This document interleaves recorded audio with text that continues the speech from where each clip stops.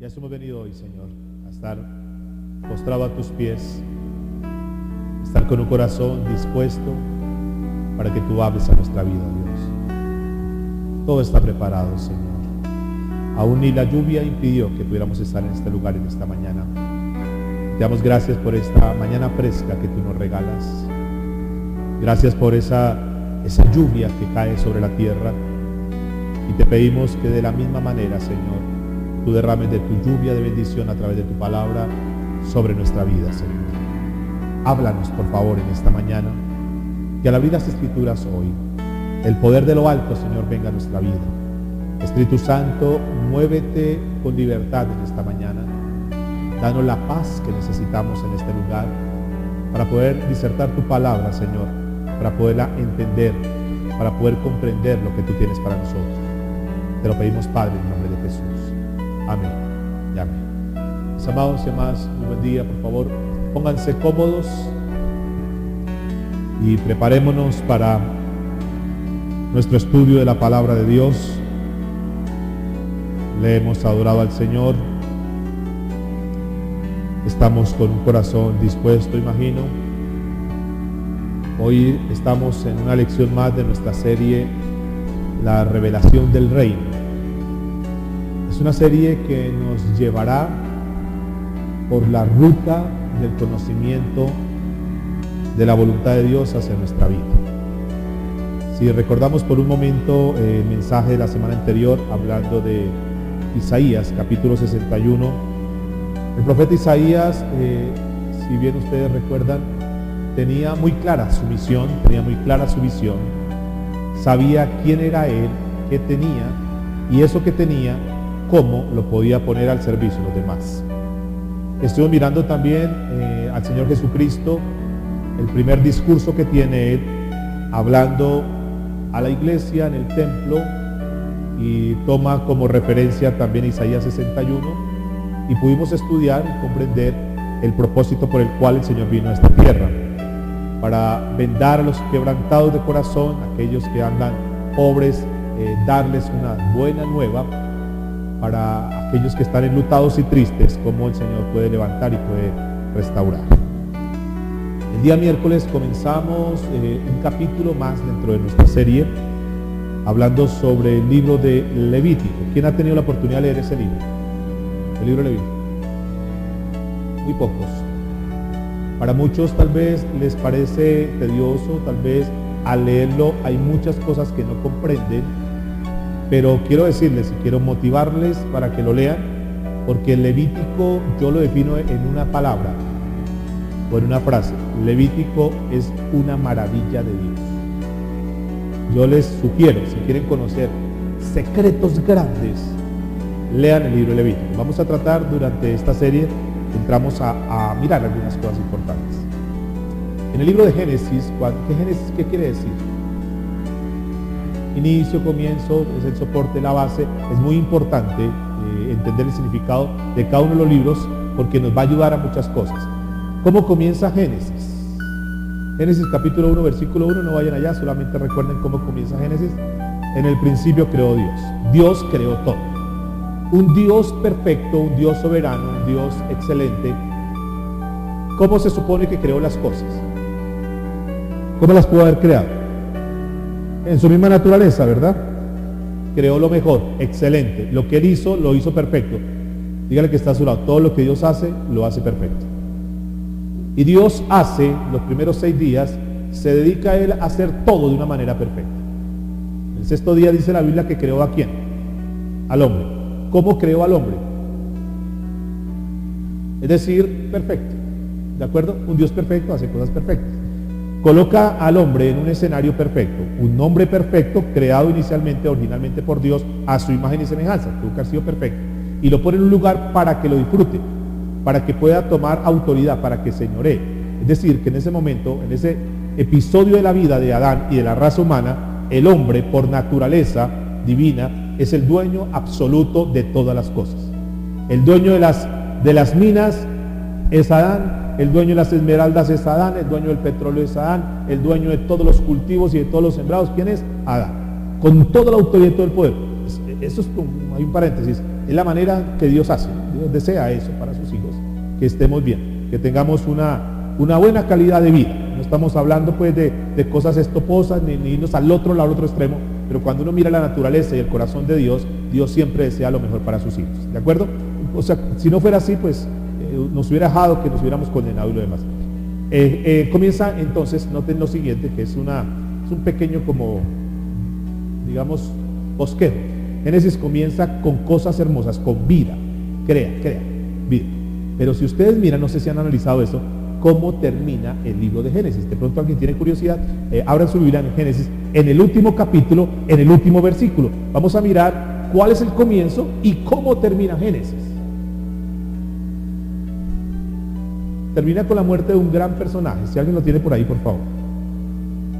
¿Qué dice el último versículo? Génesis, ¿qué?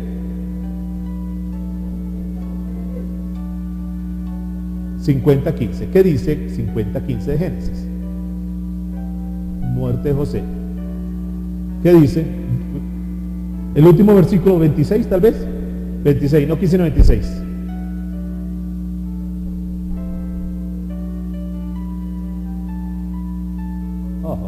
Miren esto tan interesante. Comienza Génesis con vida y termina Génesis ¿en qué? En muerte. ¿Muerte por causa de quién? Del pecado. El pecado llevó a la muerte al hombre, ¿de acuerdo? Por causa del pecado, ¿qué sucedió con el hombre? ¿Qué hizo Adán con el hombre? Lo sacó del huerto del Edén. Este privilegio que tenías, esto que yo te había entregado, tú lo endosaste, tú lo entregaste al enemigo, a Satanás. Ahora él, que tenía vida, que tenía todo para desarrollar, todo para crear, todo para hacer, que era el dueño y amo absoluto de todo, termina el hombre, ahí termina Génesis, muerto. Si nosotros miramos cómo comienza Éxodo, ¿qué quiere decir? ¿Qué nos cuenta el libro de Éxodo? ¿Cuál es el tema general de Éxodo? ¿Cómo llega el hombre? ¿Alguien puede leer, por favor, Éxodo capítulo 1, versículo 1?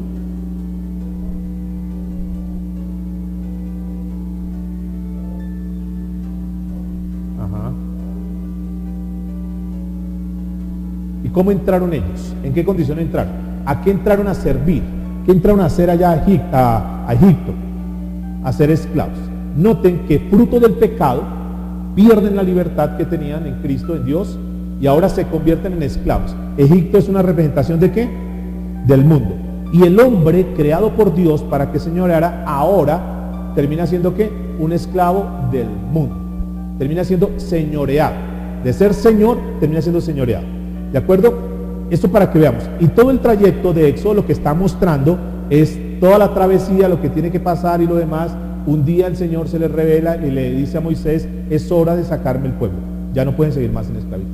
Entonces Dios levanta un hombre llamado Moisés y lo saca. Y si nosotros miramos cómo termina Éxodo, por favor, ¿qué dice el último versículo de Éxodo? ¿Cómo termina la historia de Éxodo?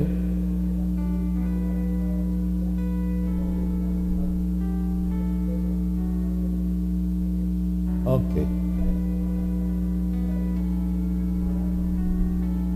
Muy bien.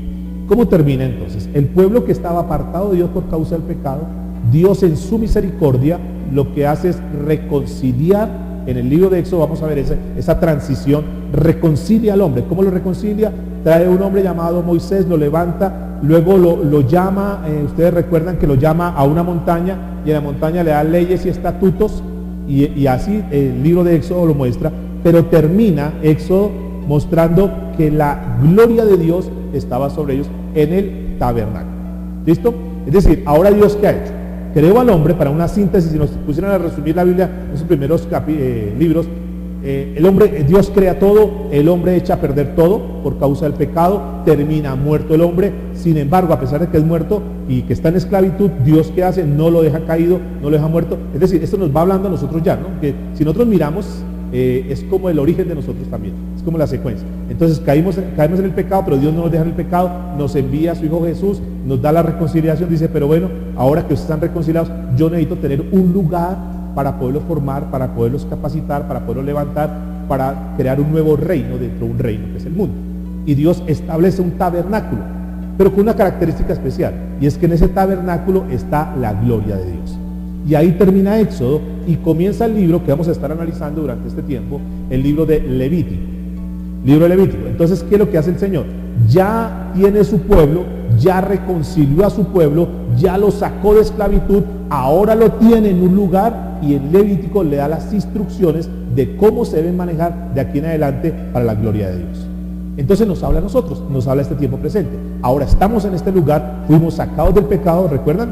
Eso es lo que yo supongo, fuimos sacados del pecado, estamos ahora acá y Dios nos va a dar las instrucciones de cómo manejarnos dentro del reino de Dios. Levítico, ¿qué quiere decir Levítico? Son leyes, sí. ¿De dónde sale el nombre de Levítico? Sí, ¿de qué? De Leví, la tribu Leví. ¿Quién fue Leví? Error. O sea, le voy a dar conceptos como cristianos que debemos tenerlos súper claros. ¿Quién fue Leví? Si estuvieran los niños nos ganaban porque ellos están más adelantados en eso. ¿Quién fue Leví? Uno de los hijos de Jacob, el tercer hijo de Jacob, Leví. De ahí sale una tribu que se llamó la tribu ¿qué? De los levitas. Y de ahí entonces ¿qué hace el Señor? O sea, separó esa tribu de los levitas y en el libro levítico le está hablando a los levitas, ¿ok? Para que tengamos la idea de eso.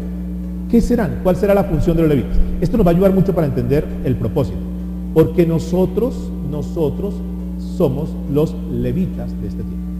Por eso, digamos que ese es un cuadro de lo que es la iglesia hoy en día. Cuando uno mira la Biblia, es impresionante, cuando uno logra compaginar Antiguo con Nuevo Testamento, porque el Antiguo Testamento es una sombra, pero el Nuevo Testamento es la realidad. Y cuando uno ve la sombra, de dónde venimos y qué es lo que Dios quiere, nos da una revelación mucho más amplia. Entonces, para que entendamos eso, vamos a mirar cuál era la función, el servicio que tenían los levitas. Partamos de la base de lo siguiente. En ese tiempo había un sacerdote. ¿Quién era el sacerdote? De esa época, de Moisés, de la época del pueblo de Israel. Aarón, que era hermano de Moisés, lo levantó. Aarón y toda su descendencia eran los sacerdotes. Y junto a los sacerdotes el Señor colocó unos levitas. Vamos a mirar Números, por favor, acompáñenme. Libro de Números, capítulo 8, verso 19. Entonces, Dios escogió en primer lugar, escúcheme en esto, a los levitas, que eran los escogidos, para que le sirvieran al sumo sacerdote. La función de los levitas era servirle al sumo sacerdote, porque servicio y ministrar es lo mismo. Dice la Biblia en Números 8, 19. ¿Están conmigo? Y yo he dado en don, ¿qué es la palabra don? Un don que es un regalo, ¿verdad? Un regalo. Yo he dado en regalo, podríamos leer, yo he dado en don los levitas. Los levitas fue un regalo. ¿A quién se lo dio el Señor? A Aarón. ¿Quién era Aarón? El sumo sacerdote. Entonces Dios dice, yo he dado en don los levitas a Aarón y a sus hijos de entre los hijos de Israel para que ejerzan el ministerio. ¿Qué es la palabra ministerio? Ministrar, ¿qué es? Servir. Entonces los levitas servían. Dice, para que ejerzan el ministerio de los hijos de Israel en el tabernáculo de reunión.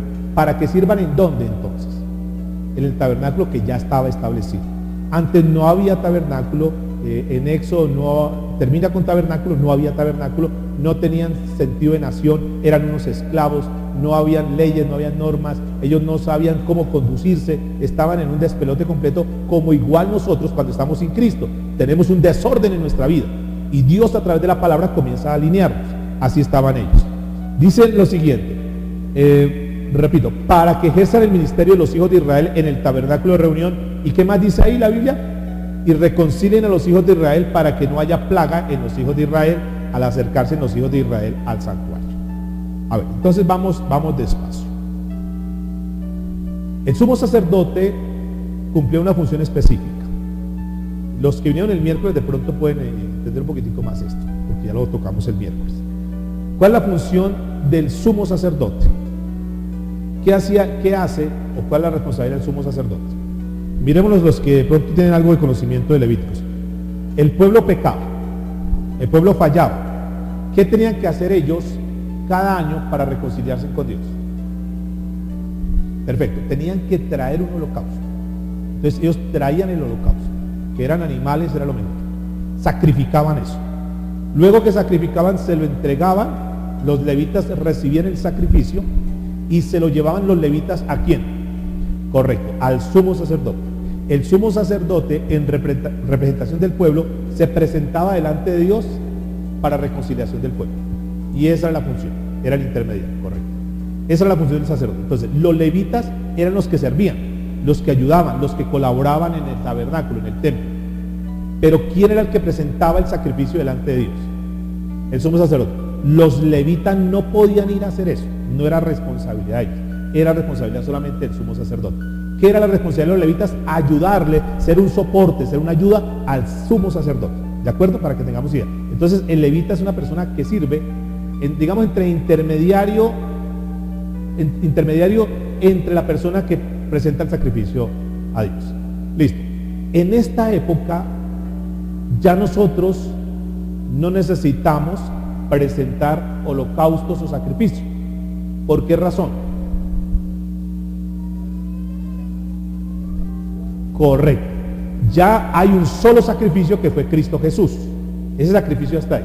Y Jesús se convirtió en el sumo sacerdote, por encima de Aarón y lo demás. Jesús para nosotros es el sumo sacerdote. ¿Qué es el sumo sacerdote? El intermediario entre los hombres y Dios. Y no es eso lo que dice la Biblia, que no hay sino un solo mediador entre Dios y los hombres, Jesucristo hombre, y Él es el sumo sacerdote. ¿Listo? Si Jesús es el sumo sacerdote, ¿nosotros qué venimos siendo en este tiempo? ¿Los qué? Los levitas. Debe ser, entonces, nosotros los levitas debemos tener una responsabilidad dentro del reino de Dios. Así como Jesús tuvo su responsabilidad, vino y cumplió a cabalidad, Él espera que nosotros como levitas cumplamos nuestra misión de vida en esta tierra. ¿Hasta ahí estamos? ¿O los tengo muy bien confundidos? ¿Vamos bien? Perfecto. Dice Números 18, verso 1. Vayan por favor allá. Números 18, 1. Jehová dijo a Aarón: tú y tus hijos, Aarón ya sabemos quién es entonces, tú y tus hijos y la casa de tu padre contigo, llevaréis el pecado del santuario, y tú y tus hijos conmigo llevaréis el pecado de vuestro sacerdocio. Y a tus hermanos también, la tribu, noten lo que dice, la tribu de Leví, la tribu de tu padre, haz que se acerquen a ti y se junten contigo y te sirvan. Noten que Dios espera que los levitas sirvan. Dios está esperando que nosotros sirvamos. Y escuche lo que sigue diciendo. Y tú y tus hijos contigo seréis delante del tabernáculo del testimonio. 3. Y guardarán lo que tú ordenes. ¿Quién tenía que obedecer? Los levitas. Y guardarán lo que tú ordenes y el cargo de todo el tabernáculo. Mas no se acercarán a los utensilios santos ni al altar, para que no mueran ellos y vosotros. Luego miramos en la historia que en alguna oportunidad algunos levitas quisieron tomar la atribución de hacer las veces del sacerdote. Y ustedes mirarán en la historia, cuando la lean en sus casas, que cuando los levitas quisieron ir al altar a presentar sacrificio, de insofacto murieron. ¿Por qué? Porque no era la tarea de ellos. Ojo con esto, porque hay personas, para que entendamos el contexto, hay personas que siendo levitas quieren ser sumos sacerdotes. Me refiero, hay personas que en lugar de estar sirviendo y tener la posición de siervos, se creen que son los dueños y señores, que son los dioses. Nosotros nunca podremos endiosar a un levita. Si uno pregunta cuál es la cabeza de la iglesia, ¿cuál sería la respuesta? La respuesta correcta e inequívoca es Cristo Jesús, no el pastor. Porque cuando colocan al pastor como sumo sacerdote, como autoridad, es una iglesia que está muerta. ¿Me estoy dando a entender? ¿Yo qué soy entonces frente a esto? Simplemente soy un levita más. Si yo soy un levita y estamos al mismo nivel, quiere decir que Dios los ve a ustedes también como ¿qué? Como levitas. Y que tanto ustedes como yo tenemos que servir. Yo hoy estoy ministrando, hoy estoy sirviendo en el compartir la palabra de Dios. Pero siempre, siempre debemos mirar que el que está arriba, el sumo sacerdote, en este tiempo se llama Cristo Jesús. ¿De acuerdo? Para que no endiosen a los hombres, ni hoy ni mañana, nunca. Un hombre es un siervo de Dios. Y cuando ustedes ven a un siervo de Dios que se quiere enaltecer y que quiere figurar y que quiere pisotear a los demás y se quiere creer el chacho del paseo, y dejando a Cristo a un lado y solamente mírenme a mí, hagan lo que yo digo, y cuando comienza a manipular ese tipo de personas, ya no es obvio sana doctrina. Hay que tener mucho cuidado, huyan de ese lugar, ¿de acuerdo?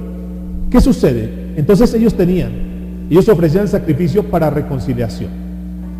¿Quién tenía que hacer esta obra? Los sacerdotes. Específicamente el sumo sacerdote era el único que presentaba eso. Versículo 4, estoy en Números 18. Se juntaron pues contigo, o se juntarán pues contigo, y tendrán el cargo del tabernáculo y de reunión en todo el servicio del tabernáculo. Es decir, hagan una especie como de equipo, donde esté el sumo sacerdote y estén los levitas. Júntese. Dice, ningún extraño se ha de acercar a vosotros, y tendréis cuidado del santuario y el cuidado del altar, para que no venga más la ira sobre los hijos de Israel. Porque he aquí, yo he tomado a vuestros hermanos los levitas de entre los hijos de Israel, dando a vosotros el don de Jehová para que sirvan el ministerio del tabernáculo. Entonces, número 1, para que tengamos en cuenta lo siguiente, ¿qué hacen los levitas? ¿Qué tenemos que hacer? Es importante e interesante entender y estudiar esto, porque si es un cuadro de nosotros, entonces tenemos que mirar qué es lo que tenemos que hacer. Nosotros tenemos que servir, tenemos que ministrar en primera instancia. Eso es lo primero que vemos acá. Dice la Biblia, sin perder lo que estamos ahí leyendo, en el Nuevo Testamento, digamos Lucas capítulo 9, versículo 56, antes de la partida de Cristo, porque son palabras de Cristo, antes del Nuevo Testamento, esto ya hace parte todavía del Antiguo Testamento, porque Cristo no ha partido de la tierra. Dice Lucas 9, 56, porque el Hijo del Hombre, ¿quién es el Hijo del Hombre? Jesús está hablando en primera persona, porque el Hijo del Hombre no he venido para perder las almas de los hombres, sino para salvarlas. Razón tiene cuando Juan el Bautista dijo, he aquí el Cordero de Dios que quita el pecado del mundo. Jesús es el Cordero perfecto, es el sacrificio perfecto, y dice, yo vine a hacer el sacrificio para salvar las almas. En el mismo libro de Lucas, capítulo 19, verso 10, dice la Biblia, porque el Hijo del Hombre vino a buscar y a salvar ¿qué? Lo que se había perdido. Entonces cumple la función perfecta de sacerdote de reconciliación. Ahora, ¿qué hacemos nosotros? Dígale que está a su lado. Cristo Jesús vino a la tierra para salvarnos. ¿Estamos de acuerdo? Ese fue el propósito de Cristo, salvarnos. Viene una pregunta. Hoy quiero hacer como preguntas para hacerlo un poco más como participativo. ¿Salvarnos de qué? Ahora, lo que le pregunto son cosas que usted debe manejar. ¿Salvarnos de qué? Dentro de las cosas, salvarnos en primera instancia de qué. Perfecto. Primero, por encima de todo, lo primero que Cristo viene a salvarnos es de la ira de Dios. La Biblia dice, horrenda cosa es caer en manos de un Dios vivo. Pobrecito de aquel que muere sin Cristo en su corazón, que muere en su pecado. Pobrecito. Porque a él le espera la ira de Dios. Primero, luego lo salva de qué? De la condenación eterna, lo salva de la muerte y lo demás. Pero en primera instancia, el objetivo central de Cristo al venir a la tierra es salvar a la raza humana, salvarnos a nosotros de la ira de Dios. Ese fue el propósito de Cristo Jesús. Vayan por favor a Romanos capítulo 8, verso 17.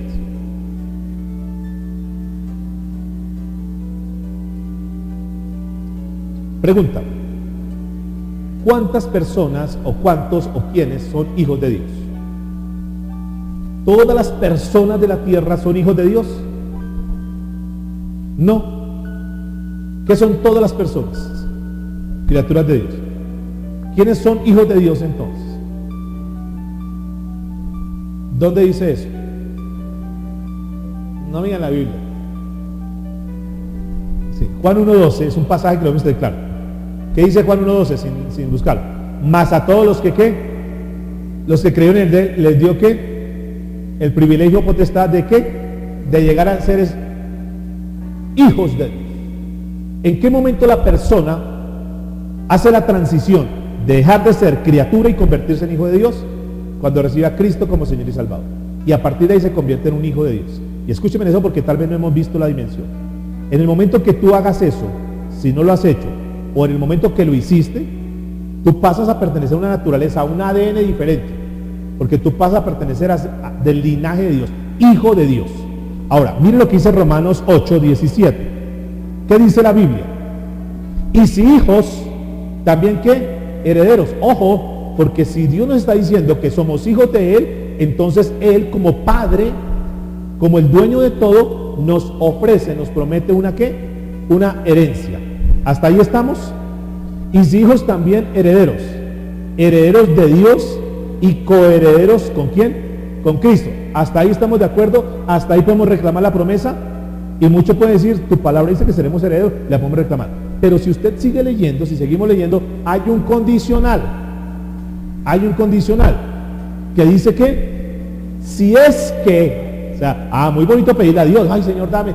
Sí, un momentico, pero es que hay unos requerimientos, hay unos requisitos, hay unas exigencias. Si es que, ¿qué? Padecemos juntamente con Él, para que juntamente con Él seamos, ¿qué? Glorificados. Eso de padecer, traducido quiere decir si nosotros compartimos el ministerio. Ok. ¿Cómo compartimos el ministerio? Vamos a traerlo para la vida de nosotros hoy. Si Cristo es el sacrificio, ¿nosotros qué tenemos que hacer entonces? Si el sacerdote lo que tenía que hacer es llevar el sacrificio y ahora Cristo es el sacerdote, el sumo sacerdote, ¿qué venimos siendo nosotros en este tiempo entonces? ¿Qué tenemos que hacer nosotros? Nosotros no podemos eximir a nadie de pecado. Pastor, quiero que ore por mí como lo hacía en la tradición. Recuerda que el sacerdote oraba, y entonces rezaba y le hacía repetir una cantidad de oraciones y decía, vete hijo, ya estás absuelto. ¿Quién lo absolvió ahí? ¿Fue Dios o fue el sacerdote? ¿Fue el levita o fue el sumo sacerdote? Ahí lo que hizo fue el levita, tomando una atribución que no le corresponde a él. Nosotros lo que tenemos, ¿qué es nuestra función? Llevarlos ¿a dónde? A que conozcan a Cristo, porque Cristo es su redención. Cristo es el que los perdona, no nosotros. Nosotros lo que hacemos es guiarlos por la ruta, servir. Mire, queremos presentarle a Cristo. Ven, le presento a Cristo. O sea, nosotros somos los levitas. Ven, lo llevo allá al sumo sacerdote para que él le presente el sacrificio a Dios. Pero no somos nosotros. ¿Hasta ahí de acuerdo? Entonces, ¿cómo se llama esa función que tenemos que hacer nosotros? Esa intermediación. ¿Sí?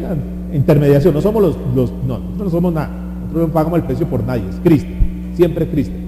Nosotros somos intermediarios. Y a esos intermediarios, ¿cómo lo llama la Biblia? Los reconciliadores. Y nos dio un ministerio. Vaya por favor a 2 Corintios, capítulo 5.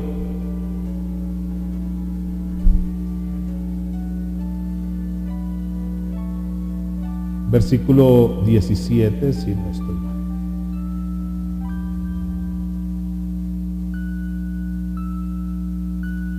¿Quién lo tiene por ahí, por favor? ¿Sí? ¿Qué dice?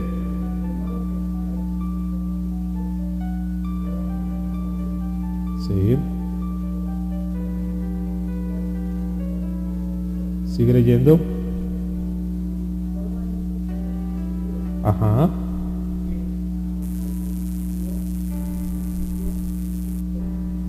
Sí. Dejémoslo ahí, Carlitos, gracias.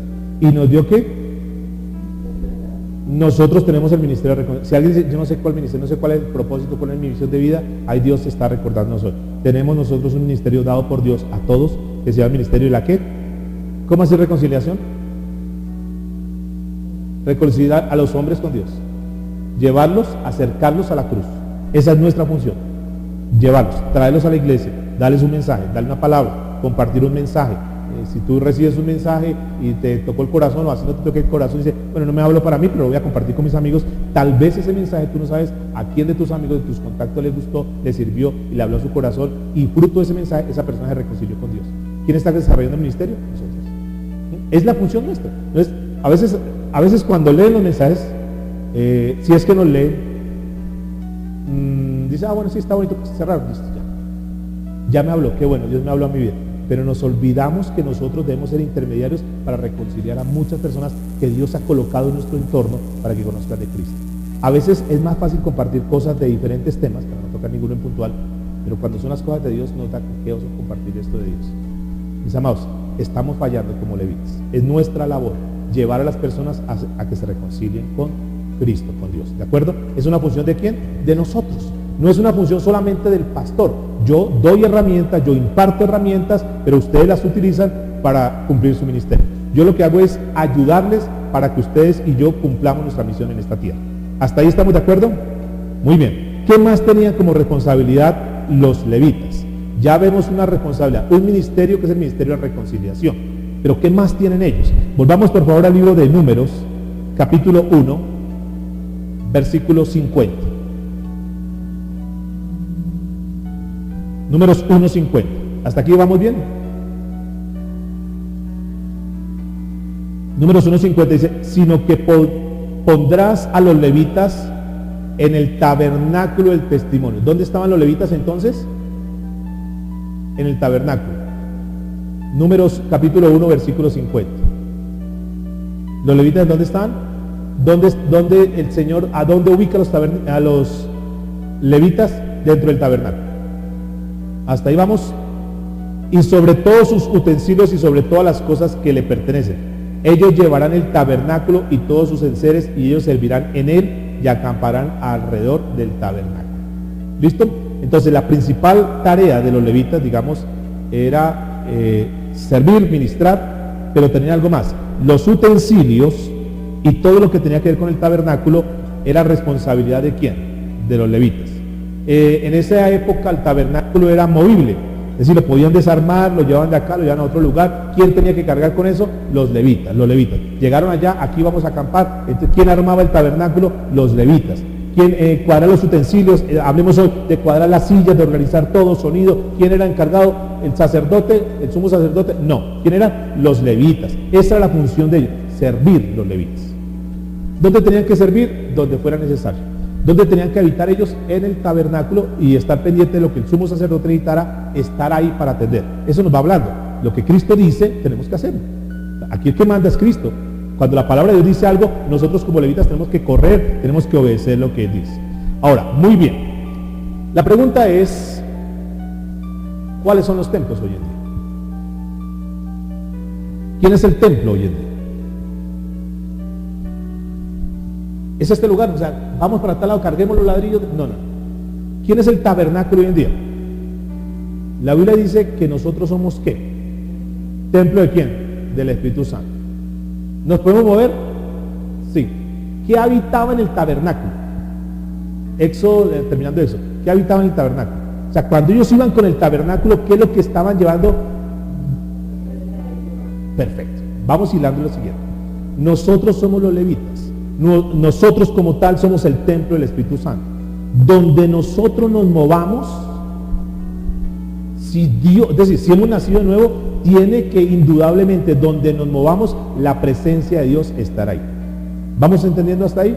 Quiere decir que en donde nos movamos, llámese la casa, llámese el trabajo, la oficina, el colegio, universidad, en cualquier lugar, donde un hijo de Dios esté, es un sinónimo que la presencia de Dios ha llegado.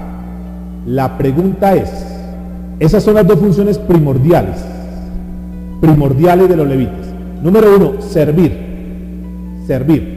para que te preguntes si como levita estás cumpliendo esa función.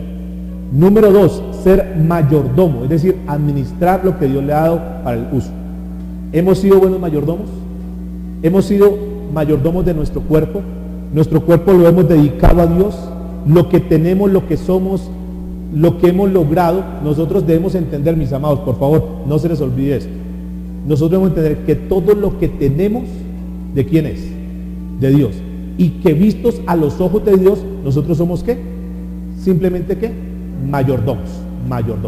Mayordomo, sinónimo de mayordomo es ¿qué? Administrador. El que sirve, muy bien. Somos administradores. Tuyo y mío no hay nada en esta tierra. Todo es de Dios, para Dios y por Dios. ¿De acuerdo? Pero Dios lo que nos confiere a nosotros, nos da la responsabilidad, es que seamos administradores. La pregunta es, ¿lo que Dios te ha dado lo estás administrando verdaderamente? ¿Estás honrando a Dios con lo que Él te ha dado?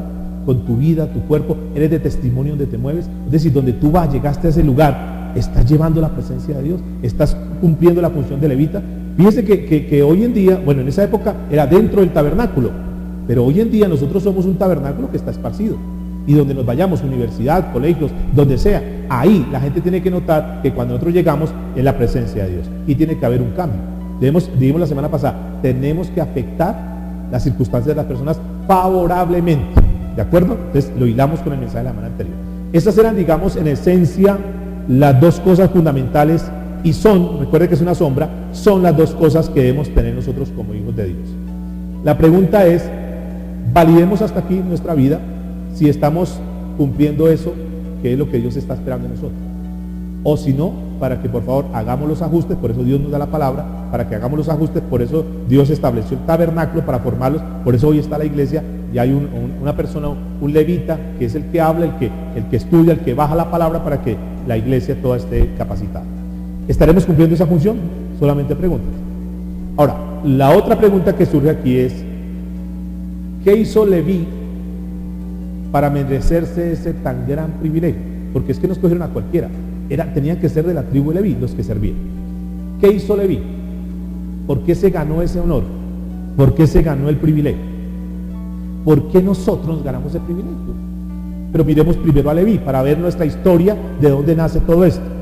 ¿Qué sucedió con eso? El mensaje de hoy lo hemos titulado, ¿alguien recuerda la imagen que compartimos esta mañana? ¿Bélicos qué?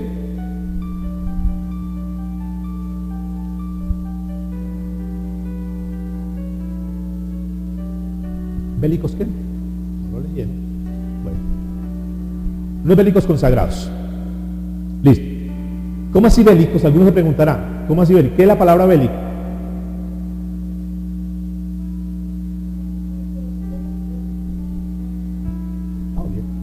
Bélico. Es el mensaje de hoy, bélicos consagrados. Sí, dentro de la serie que estamos manejando. Un bélico entonces es que una persona que peleona, que es batalladora, que ¿sí? Es un sinónimo de una persona que le gusta estar con armas. De ahí cuando escuchan ustedes que hay una guerra bélica y se armaron bélicamente, eso tiene que ver con armas. Es decir, es una persona contenciosa. Entonces uno se pregunta, a ver, momentico. Uno tiene que como que digerir un poco la palabra para poderla entender y pedirle a Dios que nos dé discernimiento. ¿Cómo así que a los que somos peleones, a los que somos guerreros, a los que no nos dejamos, entonces Dios nos llama para servirle? Y vamos a mirar, porque vamos a mirar qué sucedió ahí. Sí. Ese es un buen ejemplo, ese no era cualquier, mira un Pedro, que eso no era cualquier cosita. Sí, fíjense que hay algo ahí, una esencia de aquellos que son contenciosos. Entonces la palabra bélico es un sinónimo de agresivo, pero no una agresividad, digamos, de golpear a la gente y lo demás. ¿Dónde nace esto? ¿Por qué Dios hace esto con Leví? ¿Quién conoce un poquito la historia de Leví? Ya dijimos que era el hermano era uno de los 12 de Jacob, hermano de Simeón. Tenían una hermana, ¿recuerdan el nombre de la hermana?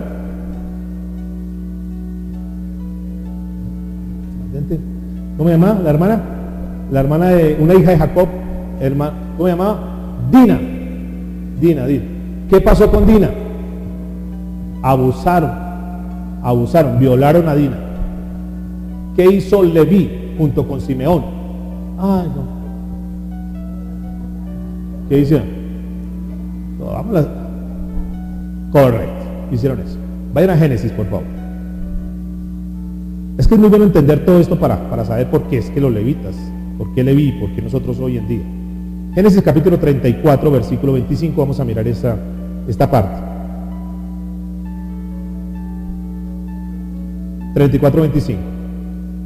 Pero sucedió que al tercer día, cuando sentían ellos el mayor dolor, dos de los hijos de Jacob, Simeón y ¿quién más? ¿Hermanos de quién? Tomaron cada uno su espada y vinieron contra la ciudad que estaba desprevenida. ¿Y qué hicieron? Y mataron a todo varón. Tomaron, digamos que la justicia por sus propias manos, e hicieron venganza. ¿Le favoreció a ellos? ¿Quién conoce la historia? ¿Qué sucedió con ellos? ¿Los felicitaron, los premiaron, los reconocieron? Sí, que no era la manera de actuar. En Génesis 49:5 precisamente, versículos 5 al 7. Debido a esta decisión que ellos tomaron de vengarse, Leví perdió la bendición de su padre. Hijo, esta no es la manera. Eso no fue lo que le enseñó. Papá, pero ¿qué? Con mi hermano. Sí. Tenemos un Dios que hace justicia. ¿Por qué hiciste eso? Hasta luego. No hay herencia para eso. Dice la Biblia, Génesis 49, 5 al 7. Simeón y Leví, sus hermanos, armas de iniquidad, sus armas. En su consejo no entre mi alma, ni mi espíritu se junte en su compañía. No quiero saber nada de ustedes. Porque en su furor mataron hombres, y en su temeridad desjarretaron todos. ¿Qué es desjarretar? ¿Qué es desjarretar? Desjarretar es cuando se toman las vacas, los caballos, los animales, y de aquí para abajo se le rompe ese tendón del jarrete, y le quitan el tendón, entonces ya las patas quedan inmóviles, no pueden seguir trabajando. No los mataron, pero los dejaron inmóviles. Bueno, esa es la palabra desjarretar. Y en su temeridad desjarretaron todos. Maldito su furor, que fue fiero, y su ira, que fue dura. Yo los apartaré en Jacob y los esparciré en Israel. Hasta luego.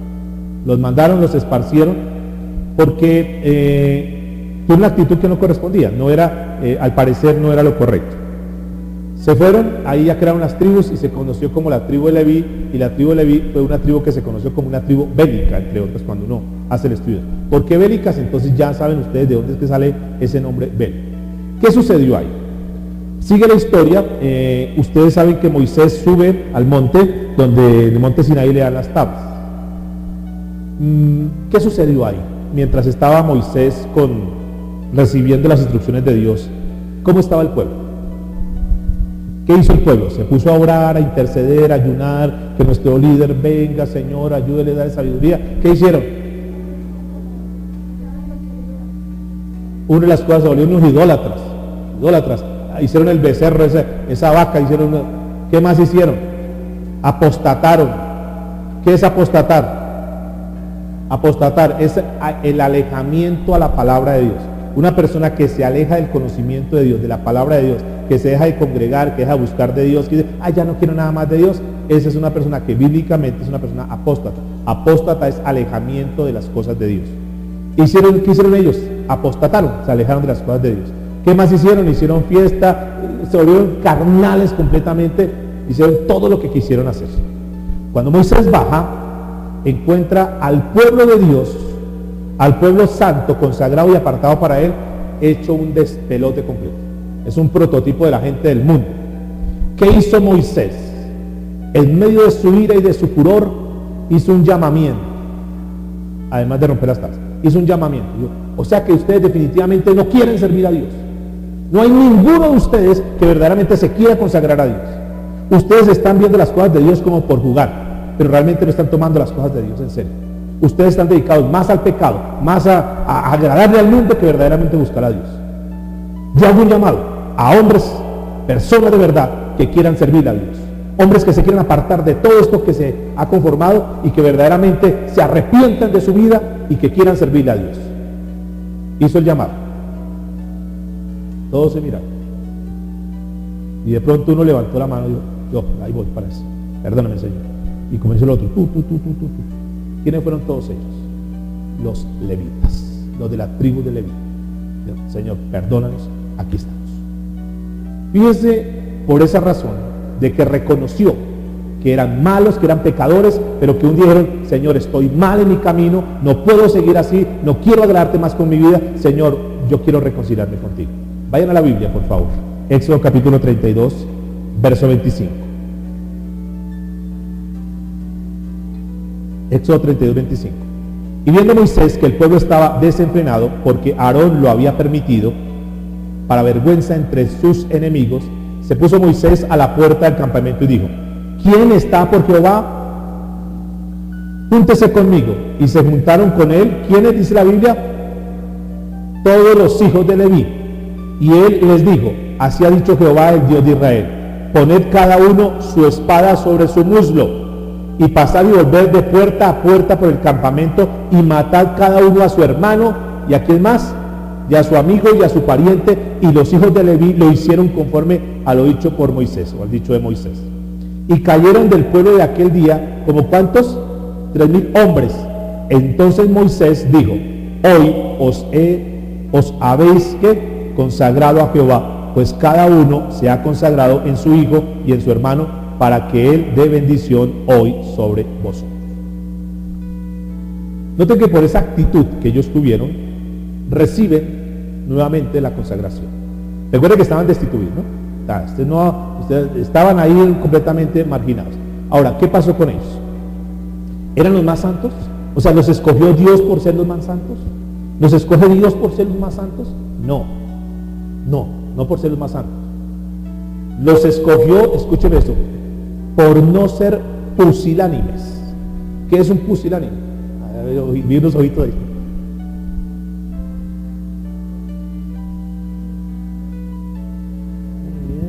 Qué bien. Pusilánime es un cobarde que le da miedo tomar decisiones, que se amedrenta ante los conflictos, que frente a las crisis, en lugar de decir, nada, voy a echar para adelante, no me voy a dejar quebrar, no me voy a dejar que esto me haga, se levanta y no, vamos para adelante. El pusilánime, no, es que esto está pesado, no, es que está difícil, es que este gobierno, es que esto no sé qué, no, es que esta ciudad, no, es que este alcalde, no, yo sí quería hacer eso, yo sí quería agradarle a Dios, pero es que la tentación vino. No, no me digo, hijo, una desagradar a Dios, esto es pecado delante de Dios, no más. Es una persona que no es pusilánime. El pusilánime es el que se, pero uno qué hace, no es que uno es hombre, uno es débil, no es que uno cae en la tentación, no es que tal cosa. Ese es un pusilánime. Es un mediocre, es un tímido, un inseguro, que no sabe quién es en Cristo, que le da miedo enfrentar las cosas, que le da miedo decirle al diablo, no más, usted no puede más conmigo, que le da miedo hablarle a su alma, decirle, alma, levántate, ya es tiempo de levantarse, deja de andar acongojada, deja de andar triste, vamos para adelante. Recuerda lo que estuvimos estudiando estos días, que el espíritu es una persona que está ahí, ese que es una persona aguerrida, que no le importa lo que digan los demás, que no le importa lo que diga su familia. A mí lo único que me importa es agradarle a Dios y voy a vivir para Dios, y si ustedes no quieren seguir siendo mis amigos, no me interesa, no quiero ser un pusilánime, no me voy a acobardar. Por la presión de los amigos, yo sí quería, pero es que mis amigos, nada, es una persona que se mantiene firme, y eso eran los levitas, unas personas, díganle que está a su lado, unas personas que caminaban en obediencia a Dios. Ahora, ¿qué hicieron ellos? Esto que tenían, que hemos colocado hoy como título, esa actitud que ellos tenían de guerreros, esta actitud que teníamos, que vemos hoy de estos hombres que se lanzaron atrevidos, ¿qué hicieron? Nosotros somos esas personas agresivas, pero ahora esa agresividad, Señor, la ponemos en tus manos, la sometemos a tu voluntad. En otras palabras, así como éramos buenos para hacer lo malo, los más perversos, los más asesinos, ahora ese potencial de hacer cosas lo vamos a hacer, pero ahora para el bien, ahora para agradarle a Dios. Así como nosotros estamos metidos en las drogas, en el alcohol, y estamos hundidos, pero escuchamos de Cristo y nos levantamos, ahora yo tomo la palabra y voy a ayudar a tanta gente que está sumida allá. Ya no soy una víctima, ahora soy un guerrero, soy un soldado del Señor y voy a librar a esas personas. Entonces tomaron eso que aparentemente lo tenían mal canalizado, que aparentemente lo tenían mal enfocado, ahora lo redireccionan, y ese carácter y ese potencial que tenían lo ponen al servicio del Señor. Y aquí estamos, Señor. ¿Qué hay que hacer? Hay que salvar almas, aquí estamos. No podemos seguir siendo mediocres, no podemos seguir estando callados, no podemos dejar que el mundo se siga tomando ventaja con las familias, con los hijos y lo demás, y una iglesia pusilánime, tímida, insegura, miedosa, acobardada, dejada llevar de la situación y de todo lo que el mundo ofrece, y hay una iglesia cautiva. Dios está necesitando en este tiempo levitas que verdaderamente le quieran servir. Así como Moisés hizo el llamado, el Señor está haciendo el llamado hoy. ¿Con cuántos puedo contar? No pusilánimes, que en el primer momento, que la primera adversidad, que la primera pared que se encuentre, se echan para atrás. Personas decididas, personas radicales, que le digan, Señor, quiero hacer lo que tú dices. Ahora, si tú me has dado esto, Señor, lo pongo al servicio tuyo. Esto es para la obra tuya, esto es para el reino tuyo, esto es tuyo, Señor, vamos.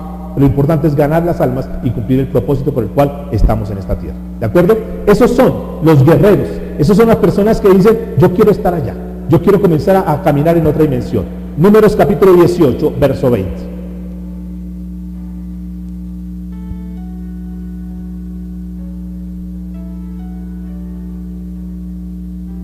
Es importante entender esto. Que ellos quedaron excluidos y perdieron la herencia. ¿Recuerda que ya lo leímos? Por causa de la actitud, Jacob dijo, pierde la herencia. No hay herencia. Y vamos a mirar cómo cuando ellos entraron a la tierra prometida, todos les repartieron, a los levitas no les dé nada.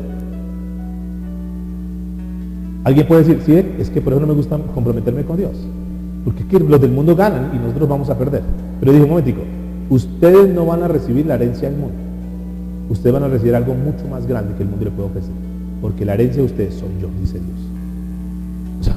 lo que ustedes van a recibir, ni siquiera los del mundo van a poder entender lo que yo tengo reservado para mis levitas. Vayan a la Biblia, por favor. Números 20. Y Jehová dijo a Aarón: de la tierra de ellos no tendrán heredad, ni entre ellos tendrán parte. ¿Qué dice la Biblia, por favor? ¿Qué dice su Biblia? Yo soy tu parte y tu heredad en medio de los hijos de Israel. O sea, usted no se afane. En otras palabras, miren, traducido al lenguaje de hoy, en otras palabras, ustedes dedíquense a servirme, o sea, cumplan su ministerio, ustedes vivan vidas santificadas para mí, es decir, apártense para mí y yo me encargaré de todo lo que ustedes necesitan. ¿Cuánto pueden decir amén? El Señor no la pone de esa manera. Ustedes hagan lo que corresponden hacer y yo me comprometo a hacer tu heredad. Nunca le faltará absolutamente nada, ni en esta tierra, ni en la tierra venida, ni en el tiempo venido. Eso es mucho más grande, porque el mundo puede ofrecer cosas en esta tierra y pueden tener todo en esta tierra, pero ¿qué pasa con la venida? Y recuerden que aquí es un lapso de tiempo, es muy corto, que es esta vida, que son 100 años, que son 120 años, que nosotros vamos a vivir en esta tierra, comparado con la vida eterna que Dios nos ofrece. No es nada. Entonces, noten que la Biblia dice lo siguiente, versículo 24, número 18.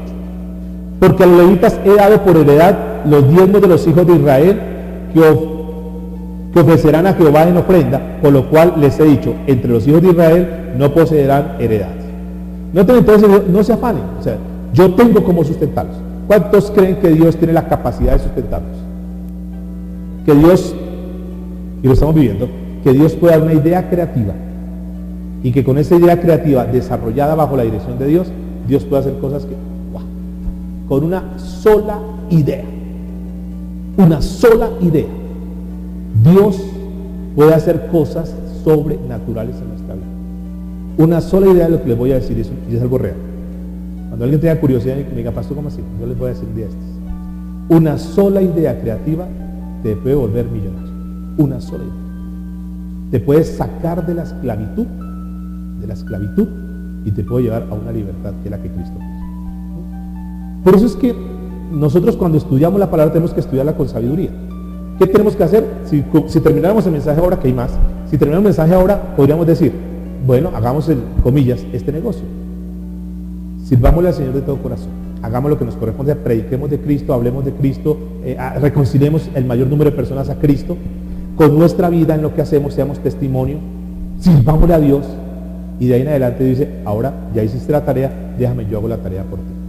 Preocúpate por mis cosas, dice el Señor, y yo me preocuparé por tus necesidades. Amén.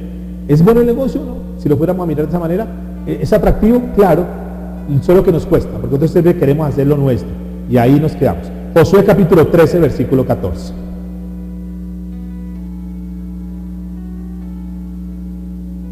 Pero a la tribu de Leví no dio heredad. Los sacrificios de Jehová, Dios de Israel, son heredad, como él les había dicho. Josué 13, 14. Más abajo, en el mismo libro de Josué 13, pero ahora el versículo 33, dice la Biblia, mas a la tribu de Leví no dio Moisés heredad. Jehová, Dios de Israel, es la heredad de ellos, como él les había dicho. Entonces, hasta aquí uno podría reflexionar y decir, bueno, vale la pena entonces hacer algo interesante. Solo que aquí abro un paréntesis grandecito para preguntarles, sinceramente, ¿tú crees que has cumplido tu función de levita en esta tierra? ¿Cómo estás en esa tierra? ¿Será que tenemos la autoridad moral y espiritual para reclamarle a Dios que nos bendiga cuando nosotros no hemos cumplido nuestra función? Ok, seguramente al revisar eso tenemos que decir, no. Algunos dirán, bueno, yo ahí voy, pero la idea es que seamos excelentes en lo que hacemos. ¿De acuerdo? Que podamos a través de esta palabra ajustar nuestra vida y comenzar verdaderamente a depender de Dios. Este mensaje, ¿para qué nos ayuda? Nos ayuda para entender nuestro propósito de vida. Nos ayuda a entender cuál es nuestra misión en esta tierra, en esta iglesia, con nuestra familia, en el trabajo donde estamos. Por algo Dios nos ha colocado donde nos ha colocado, solo que nos hemos quedado callados. Vaya por favor a 2 Timoteo capítulo 2, versículo 3, por favor. Si nosotros queremos recibir una herencia única, como los levitas, tenemos que ser, escúchame esto, que nos ayuda, Si nosotros queremos recibir una herencia única, como los levitas, ¿cuántos quieren esa herencia? Entonces tenemos que ser bélicos como los levitas. Es decir, que a los bélicos el Señor da su herencia. Esto ya nos abre la mente. O sea, apuntémoslo y comencemos a direccionarnos para que nuestra vida sea como esos bélicos, para que Dios pueda derramar su bendición. Dice Pablo al respecto, 2 Timoteo 2, versículos 3 y 4. Tú pues sufre ¿qué? Penalidades como un ¿qué? Buen soldado de Jesucristo. Ninguno que milita se enreda en los negocios de la vida a fin de agradar a aquel que lo tomó como ¿qué? Lo tomó por soldado. Es decir, que nosotros, escuchen lo que les voy a decir. Yo no sé quién lo quiera tomar. Que a nosotros no nos debe importar lo que nos diga la gente de afuera. Hoy estamos recibiendo una palabra de revelación del reino de Dios. Y yo digo, nosotros decimos, o me vuelvo bélico o sigo siendo un pusilánime. ¿Cómo es en la vida cristiana esto? ¿Cómo aplica la vida cristiana? ¿Qué es un cristiano bélico? Un cristiano aguerrido. Es una persona que dice, escúcheme esto, si esto lo dice la palabra de Dios, si esto lo prohíbe la palabra de Dios, si esto no le agrada a Dios, no lo hago. Punto. Me vuelvo agresivo. ¿Me van a criticar? Sí. Ay, pero tampoco sea tan fanático. Ay, pero tampoco hay que ser tan legalista. Ay, pero no, ¿ahora qué? ¿Ahora cómo le decimos? Eso no lo van a decir. Entonces, frente a eso, muchos, para evitar que le digan eso, entonces toma la vida cristiana de una forma suave. Pues ahí por encimita, vamos el domingo y como por aquietar la conciencia, y esta cosita pues la cumplimos, ahí por los laditos. Ok, tú lo puedes seguir haciendo porque no, o sea, no es mi responsabilidad, yo solamente te transmito. Pero quiero decirte, tú te conviertes en un cristiano pusilánime. La pregunta es, ¿hoy qué eres? ¿Un cristiano bélico o un cristiano pusilánime? Si estás en el lugar de pusilánime, pues la idea es que hagamos la transición y que seamos más radicales con cosas que no son agradables ante los ojos de Dios, que nos generan comentarios, burlas y lo demás, que no nos importe, porque queremos agradarle a Dios. ¿Saben por qué? Porque nosotros sabemos por qué vamos. Nosotros vamos por algo que es mucho más grande. Nosotros vamos por algo que el mundo nunca nos podría ofrecer. Entonces tú hoy tomas la decisión y dices, bueno, yo le voy a agradar a Dios. Y yo sé que de Dios va a ir una respuesta para tu vida. Yo sé que todo aquello que tú has venido esperando, aquello que tú has venido anhelando, aquello donde dices, estoy harto, estoy cansado de esta situación y yo quiero ya salir de este sitio de confort donde me he acostumbrado ya a vivir pero que no me gusta, pues la decisión está en nosotros. Seguimos siendo pusilánimes, ahí cómodos, suaves, no le hablemos duro a la gente, no los incomodemos con la gente, o somos radicales, hablamos lo que es, vivimos lo que dice la palabra de Dios y vamos a ver la respuesta de Dios a nuestro favor. ¿Cuántos dicen amén? ¿Cuántos le pueden aplaudir al Señor y Señor? Gracias, porque tú quieres cambiarnos.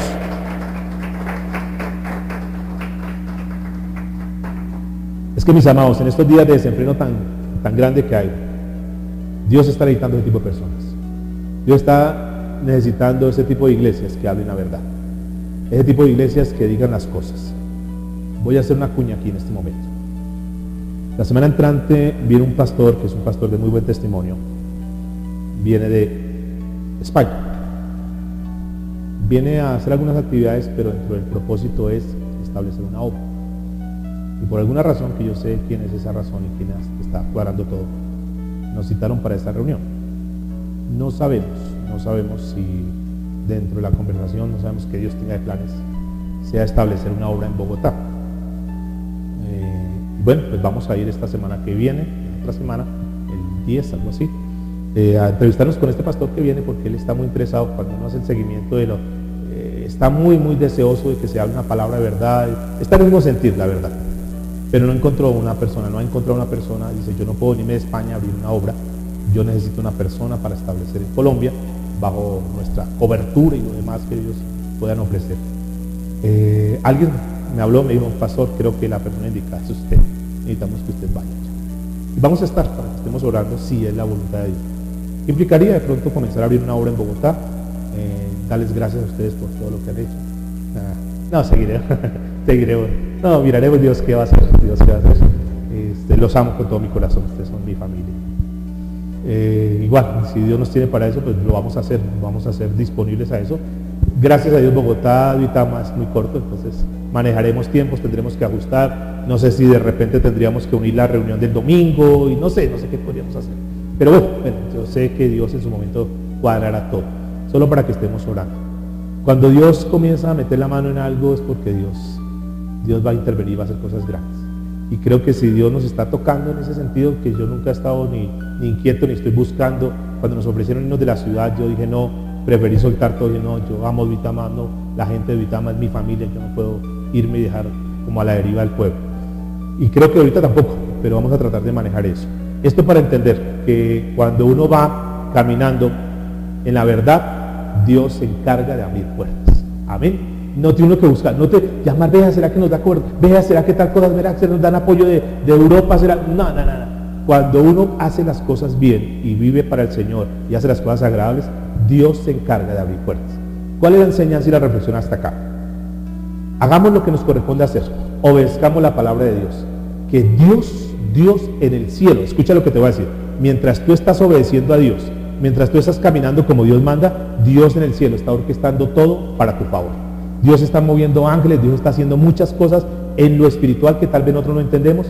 Tú haz las cosas correctas, obedece en tu trabajo, haz las cosas decentes, haz lo que tienes que hacer, cumple con lo que tienes que cumplir, no evadas lo que no tengas que evadir, sé fiel en tu matrimonio, sé fiel en todas las cosas que tú hagas, haz las cosas correctas, como dice la palabra, y Dios en el tiempo menos pensado va a derramar una bendición sobre tu vida. ¿Por qué? Porque la palabra, yo seré tu heredad, y tú vas a ver cómo yo voy a bendecir tu vida. Amén. Obedezcamos a Dios, caminemos como Dios manda y vamos a ver cosas grandes. Ahora, ¿esto es fácil? ¿Entender todo esto es fácil? ¿Obedecer a Dios es fácil? No, mis amados, nadie ha dicho que sea fácil.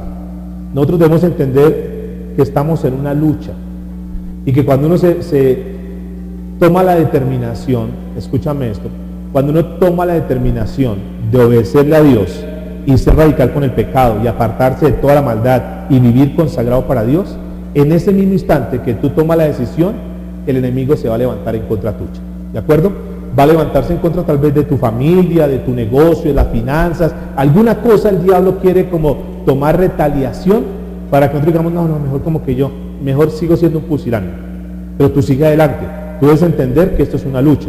La Biblia dice, vayan a Efesios por favor, capítulo 6, verso 10.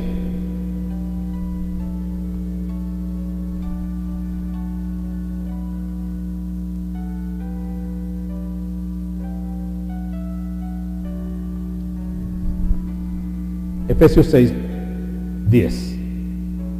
Diga que está a su lado, estamos en una guerra, pero no muchos lo quieren reconocer.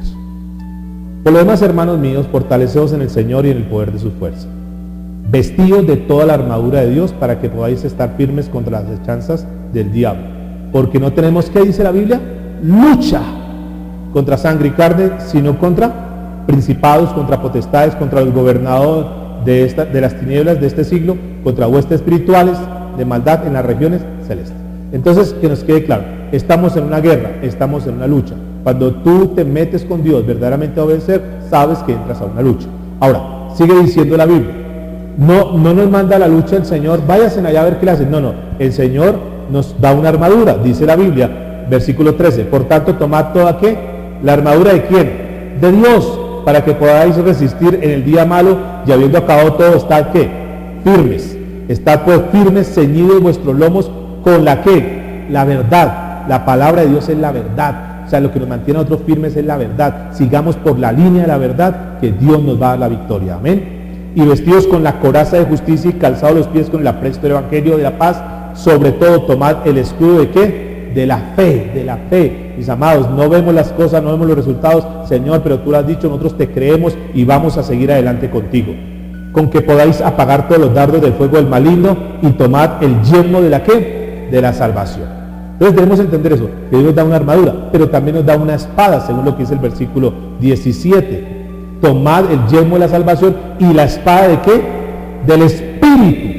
La espada del Espíritu, eso es muy importante entender esto. ¿Cuál es la espada del Espíritu? Nosotros tenemos que estar llenos del Espíritu Santo. ¿Recuerdan el secreto del Señor Jesucristo cuando comenzó su ministerio? ¿Cómo entró en ese tiempo de batalla, de lucha, de tentación, de ayuno y lo demás? ¿Cómo entró Él? lleno del Espíritu Santo, metido con Dios, creyéndole a Dios. Y cuando el diablo venía a tentarlo, ¿qué hacía Jesús? ¿Qué le declaraba? Le declaraba la palabra de Dios, la palabra de Dios. Tú vas a entrar en esa lucha, si es que no estás ya. Pero si tú estás en esa lucha, ¿qué tienes que hacer? Tómate de la palabra de Dios. ¿Por qué? Porque si tú tienes la palabra de Dios, te va a ayudar y tú te haces fuerte. Ahora Jesús, después de que libró esa batalla, ¿cómo salió de la batalla Jesús? En el poder, con el poder del Espíritu Santo. O sea, entra lleno del Espíritu Santo y sale, según lo que estudiamos aquel día, ¿sale qué?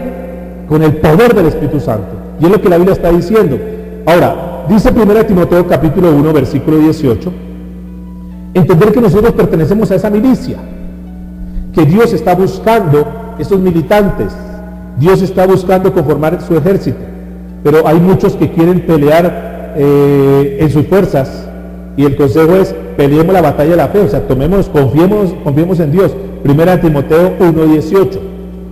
Este mandamiento, hijo Timoteo, te encargo para que conforme a las profecías que se hicieron antes en cuanto a ti, dice la Biblia, milites por ella la buena milicia. Y dice el mismo apóstol Pablo en 1 Timoteo 6:12, 1 Timoteo 6:12 dice, pelea la buena batalla de la fe. ¿Qué tenemos que hacer nosotros? Pelea la buena batalla de la fe. ¿Qué es la buena batalla de la fe? ¿Qué es fe? Confianza absoluta en Dios. ¿Cuál es la batalla que tenemos que tener? Vamos a agarrarnos fuerte de la mano de Dios, no nos vamos a soltar de lo que Dios dice y vamos a ver el respaldo, vamos a ver la bendición de Dios a nuestro favor. Sigue diciendo Timoteo, pero ahora en el segundo capítulo, 2 Timoteo capítulo 2, tú pues sufres penalidades como buen soldado de Jesucristo. Ninguno que milita se enreda en los negocios de la vida a fin de agradar a aquel que lo tomó, ¿por qué? Por soldado.